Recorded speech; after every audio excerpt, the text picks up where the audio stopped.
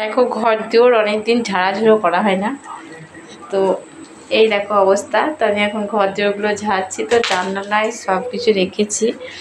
আর ঘরের মধ্যে পাকা মেঝেগুলো এত গোজা হয়, আর নিচেতে দেখো চোখের তলার দিকটা দেখাও, এখানে প্রচুর প্রচুর জিনিস আমি আটকে রেখেছি, দেখতে পাচ্ছ বস্তাগুলো নজর হচ্ছে। তো দেখো এই সিংহাসনটা পাতবো, তোমার দাদাভাই যে সিংহাসনটা বানালো, তো আমার ওটা খুব পছন্দ হলো, একজনকে দেওয়ার জন্য নিয়েছিল, তো ওটা আমি নিয়ে নিয়েছি। তো ওটা পাতবো, এই জন্য ঘরের জিনিসগুলো একটু নড়ানো সরানো করতে হচ্ছে। এইটা এখন সরাবো শোকেসটা, তারপরে এটাই করব।